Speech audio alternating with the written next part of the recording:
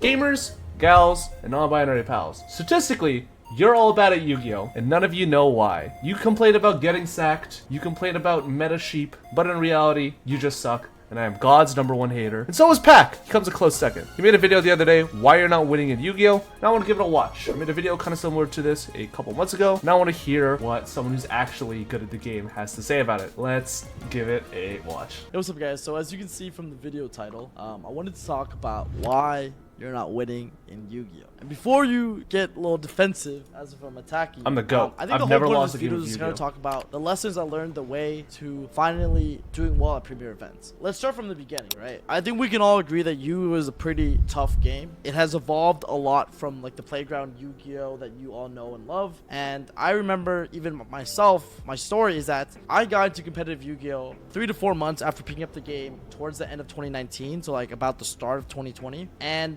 honestly, it was really hard for a newer player to understand like all the different summoning mechanics, all the different rulings, interactions, what it means to properly sequence your cards, technical play, making the right reads. It was impossible. I even remembered being so overwhelmed that I actually looked up a SEMO video on how to link summon. That fucking video, I swear to God, the amount of times I've seen people recommend that same fucking SEMO video is actually insane. Great structure decks, and I was like, dude, what are these blue monsters? Like, how do I summon them, right?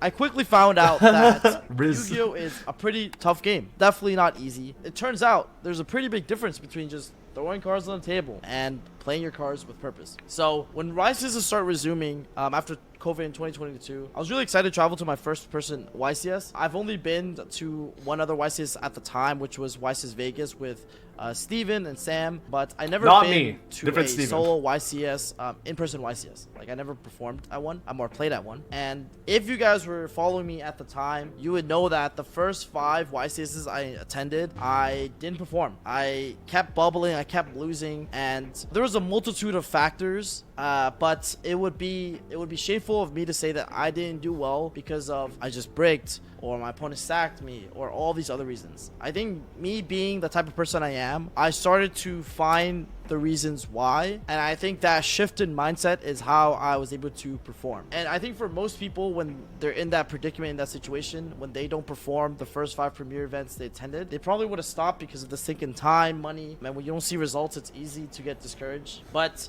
I shifted my mindset and I really looked back into like what has changed, like how did I like start to perform. And I'll say the first piece is like determining if the games you're losing are within your control. This is like the #1 thing where most Yu-Gi-Oh players will fucking whine and cry about. Like most Yu-Gi-Oh players would be like, oh, like I just bricked, or I just fucking got sacked, or like my opponent just had the fucking stone cold nutter butters. Yes, that is going to be true, maybe like 10% of the time. Like sometimes they'll just open like 2 hand traps plus full combo, 2 games in a row, or whatever side deck silver bullet bullshit they have. And sometimes there's just like literally nothing you can do about it. Like you play your best and your opponent just sometimes just has it every single time. But more often than not, people usually lose matches because of minor mistakes that your opponent is able to just like completely fucking capitalize on, that you might not even be aware that you are making. Like that is actually one of the biggest things. Like they will learn a combo guide, they will just basically watch a pack video and be like, okay, I know how to play this deck, but they're just going through the motions of playing a deck without understanding why you do certain plays in certain scenarios and why other plays that play around more hand traps or certain board breakers or etc. might actually be more optimal in certain scenarios. That is why, and some players who just basically autopilot everything and then they're like, oh, my opponent had it every single time, like why am I losing to this? I know the combo guide and the deck inside out. It just turns out in reality you're just not playing around cards. Yeah, certain plays make sense against certain decks. Yeah, exactly. Like if you're playing Labyrinth, you don't really want to set up the fucking Labyrinth field spell that pops cards versus Fire King. And the same thing goes for other decks. Like you don't really want to be summoning fucking Abyss Dweller in Labyrinth versus fucking Kashtira, you know what I mean?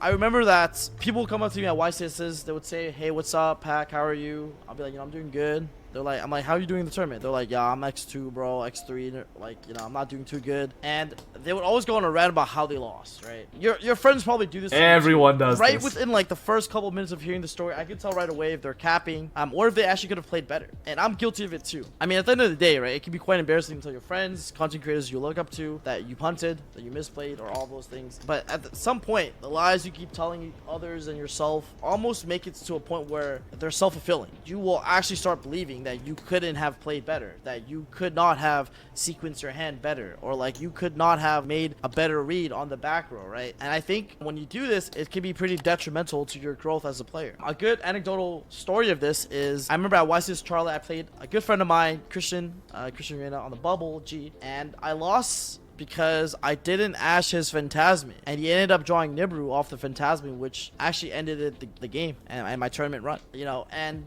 as stupid as that was, you know, like I don't know what possessed me to not do it at the time, but it was clearly a mistake, and I quickly realized it after the match when I got nibbed. I'm like, wait a second, did you draw that Nibiru off the Phantasme? I'm like, what did I hold Ash for? Like, I was going for game. I should have just the asked follow-up, right? And like, it's that kind of like critical thinking, that reflection that made you realize, like, okay, wait a second, I am not going to top this YCS because of this mistake I made, right? And admitting those gives me comfort that I could have played better. Like, that is critical to growth. All I'm gonna say is that every fucking player, and I mean every fucking player group, whether it's at locals, communal testing, everything, every single one of you guys knows that one fucking guy. You know that one fucking guy who, after a win, a loss, a draw, like, they will spend 5 to 10 fucking minutes just yapping about the whole fucking match like it's a fucking dueling book replay. If you're watching this, I'm not gonna say who it is, but if you're watching this, you know exactly who you are, who will get extremely depressed after losing to like an Ash Blossom on Hydrant. I'm not gonna say who it is. John. Oh, and it's also important to note that like these small mistakes you like make at these like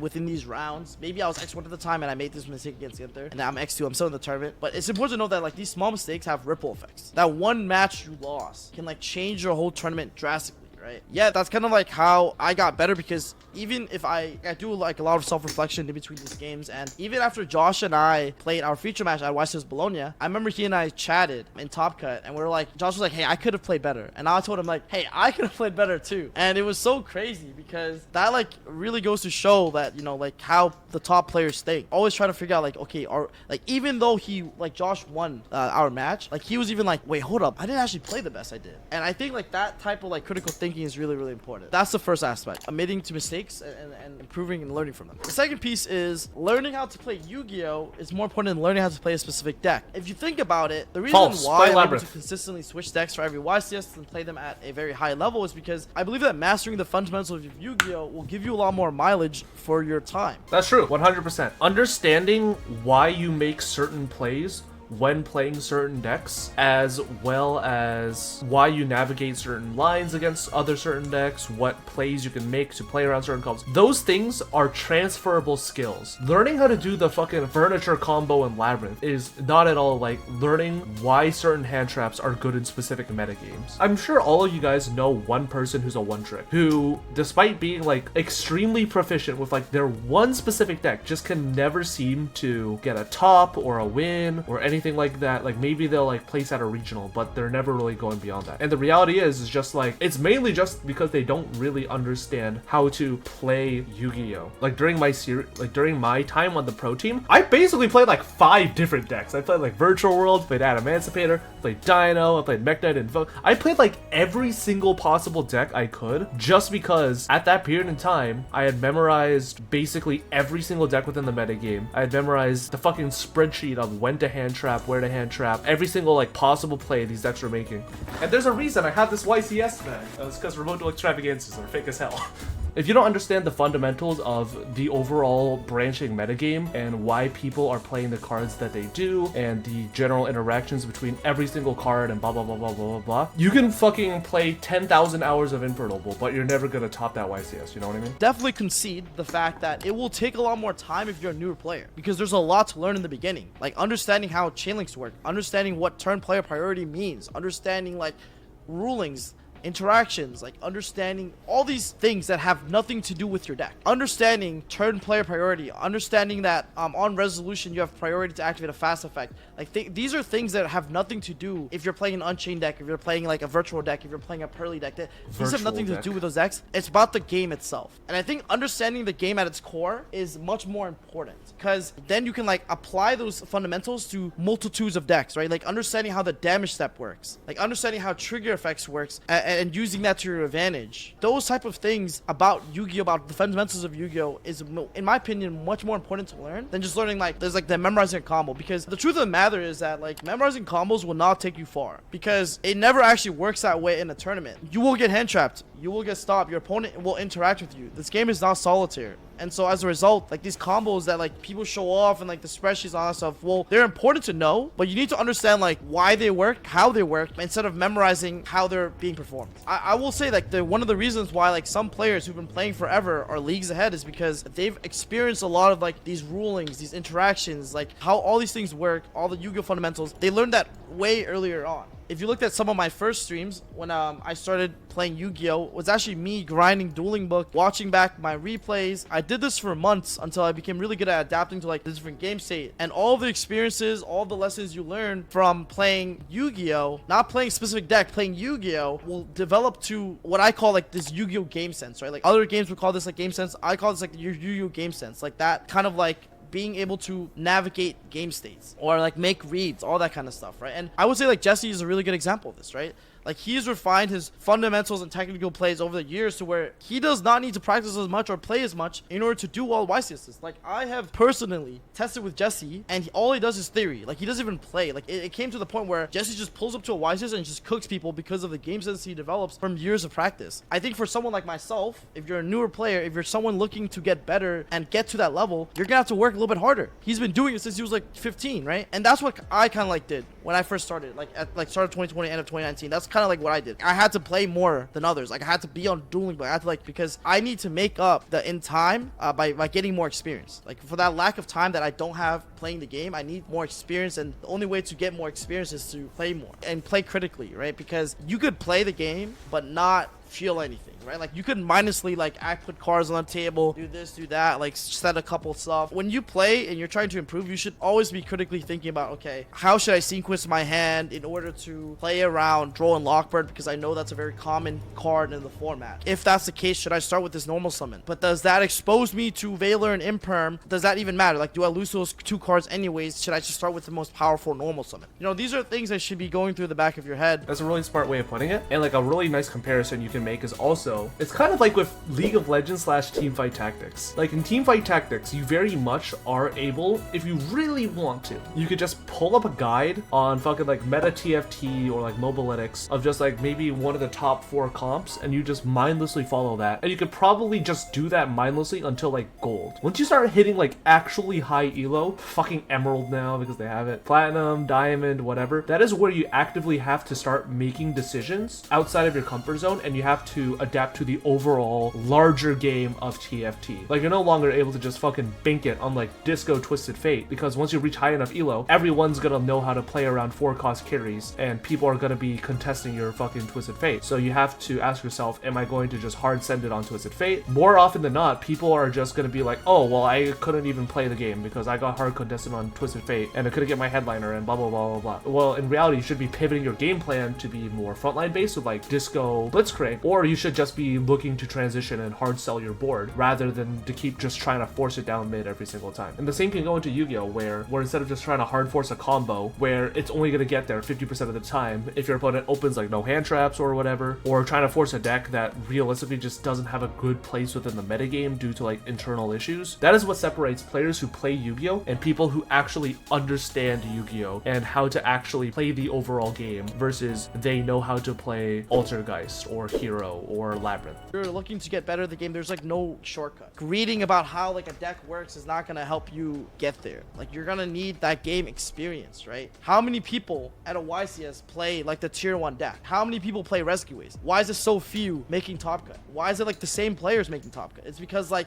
you could be playing the same deck as someone else, but you could be playing it so different, it's not even close. Like one person looks like a surgeon, the other guy looks like a first year nurse. The third piece I wanted to cover was you're playing the best deck, but you're not playing the best deck choice for an event. And I think it's natural to gravitate towards the preconceived best deck, and to be quite honest, sometimes there isn't any other choice. We can look to tier 0 formats like tier elements, and if you're trying to figure out a meta call, it was borderline impossible. The deck was just too powerful. It had outs for every scenario. Like the only deck that could really compete toe to toe, engine to engine, was essentially the mirror. But there are a lot of formats in Yu-Gi-Oh where it isn't just dominated by one deck, and I think when I attend premier events, I always try to block out as much noise as possible, really sit down and determine which decks are good deck choices. It's time consuming. Like I'm not saying like this is something you figure out day one of like, you know, sitting stuff down. Like it's time consuming. That's what people have to understand, that when I'm sitting down trying to figure out which decks are good, I'm like trying all these decks out and understanding at a core what their pros are and what their win conditions are, what their lose conditions are, and how they fare into matchups, right? How does this deck fare into the Fire King matchup? Like how does this deck fare into the Rescue Ace matchup, right? Like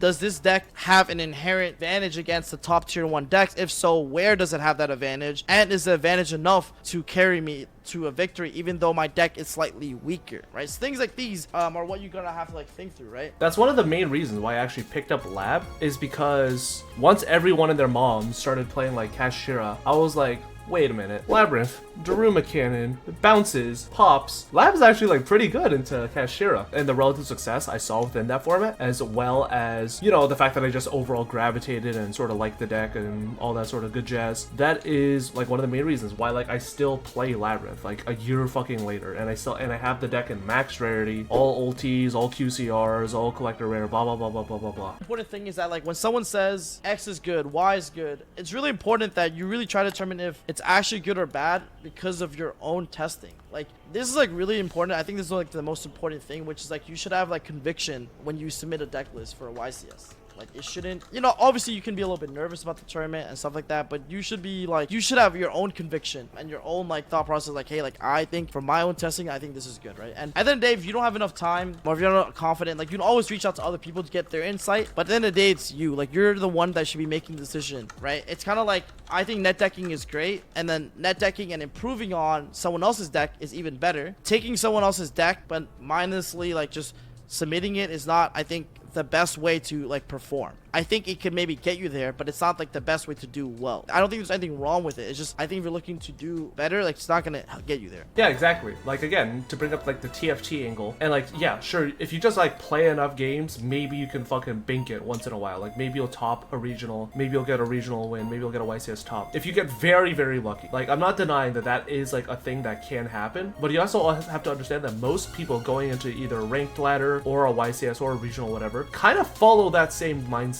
And if you're able to actually understand the game way more in depth compared to other people who are just basically going in shields down, blinders on, fuck it, here's a rescue a spreadsheet, then you're going to always, and I mean literally always, do better on average relative to, again, people who are just trying to bink it. If you don't have time, then you can refer to creators that you trust or like friends for some insight. Hire a coach to maybe get you to that next step. Like a good example is like, I remember like Joshua Schmidt, like he reached out to me, he was like, he wasn't testing out as much, right? Because of the time constraints and all this stuff. And he asked me for my opinion on what decks I thought were good. I think this was around like maybe Euros, if I'm trying to remember. He asked me for my opinion on like the Pearly deck. And I explained to him like what my thoughts are on Pearly, its matchup, its pro, like what's some weaknesses, like what advantages does it have, all this stuff, like why I think it's actually a good pick, why I played it for the last 2 events I played. And at the end of the day, Josh didn't blind listen to me, thank God. Like but he took it, he applied his own unique spin to it, he critically thought about what I said and if I was actually right or wrong, and then ran with it, right? But like I said, at the end of the day, is like you're making a decision, you're critically thinking. Don't just blindly follow XYZ opinion. You could ask them for their suggestions. Blindly follow my opinions. The last piece is about that You're adding cards to your deck because you like them, not because they're objectively good. And I know we're all guilty of this, okay? Like, you have that one favorite card, you just got to throw in your deck, okay? Like, I get that. Shout out to Because when Monster people send me Reborn and decks to Zach. review, like, I just find this happening all the time, to the point where I kind of want to talk about it, because I have, like, done a lot of coaching. I have reviewed people's deck lists and stuff like that, and one of the things I want to ask them is, like, why are you playing that card? More often than not, the scenario people present to me is like, dude, if pigs started raining tomorrow, like, you need that card for that one situation that happens maybe once every 10th moon, where like the moon turns red. Like, I'm just like, it's like, dude, like, maybe you should take it out. And they're like, no, but I want that card. I need that card. And so, you know what I'm saying? Like, it's like people are like emotionally attaching themselves to certain cards rather than objectively saying, like, is this card like good to play in the deck? At the end of the day, all this is to really say, like, you know, rely on math instead of subjective feelings when it comes to deck building, so you don't have regrets, right? Because even if you don't misplay on a technical perspective at the YCS or at the premier event you're going to, when it comes to playing the deck, like, when it comes to building the deck, you might have misplayed there, and that might explain why you're not doing as well, right? This is like one of the biggest deck building errors that I see in people. Like, whenever I fucking coach people, remember when I used to fucking coach people? Good times. I need to start up my Metafy again. Whenever I would coach people, the amount of times I would see fucking 40, 41, 42, 43, 44 cards in decks that without any reasoning behind it, outside of just like, oh, like, I need this card. It was actually fucking absurd. Like, let me try and give an example. What the fuck is this? Is this a Shurion Lab? Get that shit away from me. I'm like going through my deck list. I don't think I have a single deck over 40. Okay, this is one. Like, one of my super duper old Labyrinth lists that looked like absolute horseshit. Like, this is one of the first Labyrinth lists I had ever made. This was the worst fucking shit I had ever seen. I was playing 41 cards, 2 Ariana, 3 Lady of the Lab, 1 Trap Trick randomly in here. Like, there's just no reasoning behind it. Why am I playing 1 Muckracker, who's like my arguable best card, and I'm playing like 2 of everything else? Why am I main decking triple Solemn Judgment? Why am I playing 1 Ghost Sister and Dogwood? Why am I playing 1 Waybridge? Why am I playing 1 Eradicator and 1 on the side? Like, it just makes no fucking sense. Like, this is the main reason why it's always important to have a second set of eyes on your deck, because if you're just like solo labbing fishbowling in your room and you're just like, oh yeah, like, in this closed environment, then this deck is gonna be absolute nutter butters, blah blah blah blah blah. In reality, you're gonna go take it to a fucking tournament and you're just gonna get your ass beat, and you're gonna start complaining. It's like, oh, I bricked, oh, I didn't see the right cards in the right times, blah blah blah blah blah blah blah. When in reality, you just built a shit deck. You know what I mean? I actually have an anecdotal example of this, where after I won Westus Palo, I would say my technical play with Unchained was even better. Like, I played Unchained even better at YCS Vancouver, but guess what? I didn't even top YCS Vancouver. Not because I misplayed, but because I didn't build my deck correctly. I had 45 cards in the deck for no reason, and it was off the backbone of emotion. I'm like, dude, I just won with the Unchained Soul of Disaster in my deck. How can I take this boy out? You know what I'm saying? This boy was he's my boy. You know what I'm saying? Bad card. I kept him in, and I drew that card like it was my job every hand, and I lost 3 matches that event, and every match I lost was because I bricked. Every game I was able to draw even a remotely playable hand regardless of the dice roll, I won. And guess what? I took my own advice, and the YCS after in YCS Cancun, I decided to trim the fat down and made my Unchained deck 40 cards.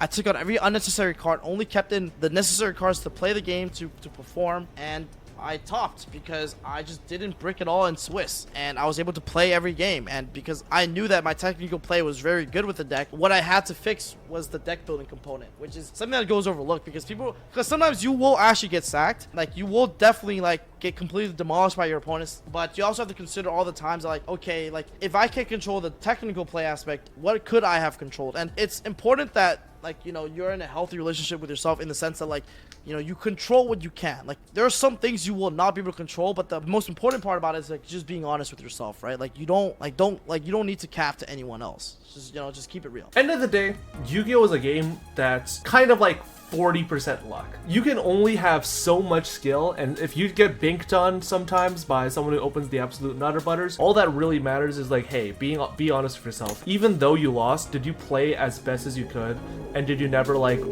Wow, that guy has a really huge penis. Did you play as best as you could at all points in the game? Did you like honestly really never give up at any point in the game? Or, you know, just like forgot a random effect here or there or something like that? Being honest with yourself is the most important part of self-growth when it comes to just, you know, overall improvement. And if you're not going to be honest with yourself, then like I don't know what to tell you outside of, I don't know, start playing slots, I guess, if you want to just bink it on RNG. But anyways, great video by Pack. Please check him out. Let me know what your thoughts on competitive Yu-Gi-Oh are in the comment section down below and how you like to improve. And yeah, that's gonna be it for this video.